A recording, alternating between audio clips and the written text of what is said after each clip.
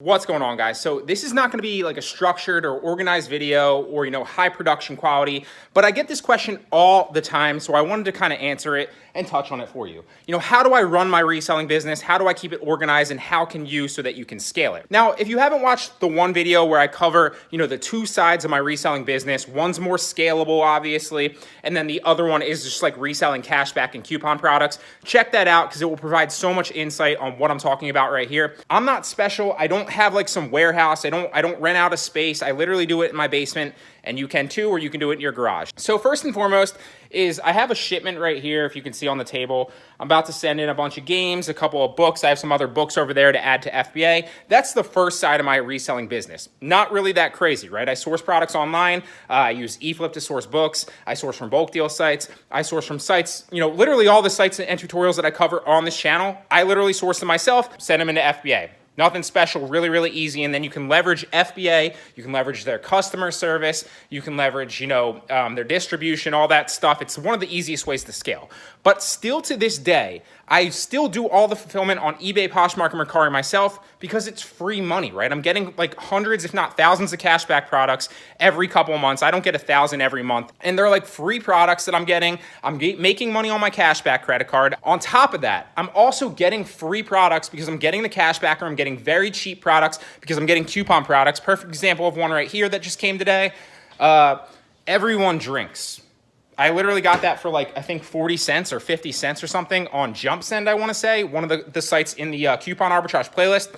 Super cheap product. I'm going to list that back on Mercari, Poshmark, and eBay for like 20 bucks, maybe drop the price and end up selling it like, I don't know, maybe 10 to 15 bucks and make a really great margin, right? So how do I set up my business? How do I keep it in, organized so that I know where all my inventory is and I can do all the fulfillment and it's not a headache? Because that's one of the biggest mistakes I made in the beginning.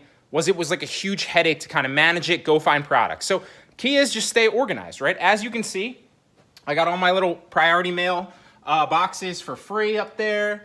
This is a light box, one of the coolest things that I found to take better product pictures if you need to. I also have something I'm going to show you over there when we talk about the books here in a second. Got my scale, my Avery labels, obviously, my Gugon, everything that I've talked about on this channel, my tape. I need to get more tape. I got the, the poly mailers. And then I have all these bins, right? And they're all organized. Oh, that's coming off.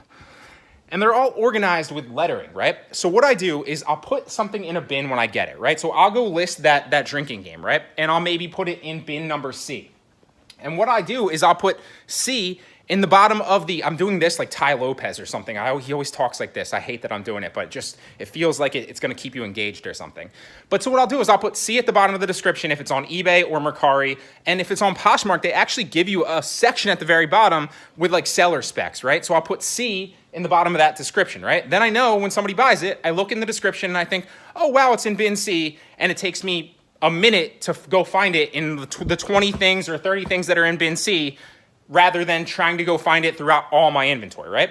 So key number one, stay organized, right? And as you can see, I have just, products in all these bins. And it's only like 20 or 30 products per bin. Some of them, some of them have more, some of them have less. Sorry if it's dark in here. I don't have any lighting set up. I didn't really plan on filming this. I just thought I've been getting this question a lot, so I might as well tackle it for you. And that's pretty much how I do it. I stay organized like that. Now, there's another way that you can stay organized with books if you're fulfilling books too, and I'm going to show you that here in a second. But really, I don't, structure or order that many FBA things for my FBA inventory. I just kind of do it sporadically, right? And I scale up that way. So there's many ways to basically tackle this. As you can see here, I also have books. I don't usually recommend people to get into books if they're trying to make money with an FBA type of business, because finding cheap books, unless you're sourcing like eFlip and you're sourcing like new or used books with a software, that's a great way. But if you're going out to like retail stores or like, garage sales or bookstores or anything like that, or churches, right, to get free and cheap books, there's really only one reason that you should be doing that. Well, there's a couple reasons actually. The first main one is if you don't have a lot of money to get, to kind of spend on stuff and you kind of want to scale up really, really easily and get cheap and free inventory. All these books that I'm showing you, and I'm going to show you here more in a second, I got for free. I didn't pay for any of these books. Now, I do pay for books when I source with eFlip with that software, right? But that's strictly to send into FBA. Now, I fulfill all these books that you're seeing right here.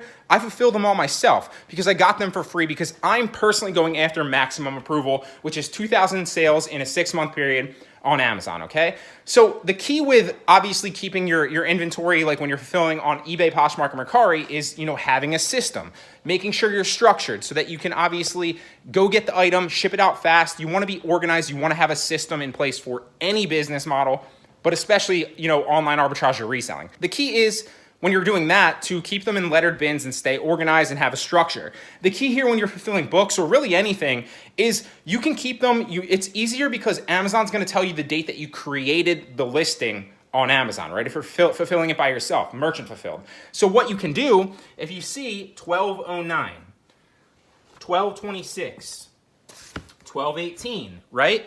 And so these are times where I scan these books in, so I know that if my book sells or any, you know, piece of inventory sells on Amazon that I'm fulfilling myself, I can structure it by date because I can look at the Amazon listing and it'll show me when that listing was created. Then I literally find that bin with a corresponding date where I created the listing, and boom, I know it's in there just like the lettered bins. So that's really how I do it. The other thing I wanted to show you here is this thing is really gonna help you take better Poshmark pictures as well. It's just like a hanging little mannequin doll where you can hang clothes, but also, you know, lighting as well. Stuff like that. I don't have any lights set up currently, but usually I do when I start to list. So I hope you got value out of this video. I know it's not high production quality. I know I didn't really have a structure and it doesn't seem like it's too prepared, but it's something I wanted to talk about because I get it all the time. And I'm not special. If I can do it, you can do it. I don't have a warehouse. I didn't invest thousands into setting this up. It's literally just 3 big shelves and, you know, lettered bins. So hope you like it. If you appreciate this video, give it a like and a thumbs up.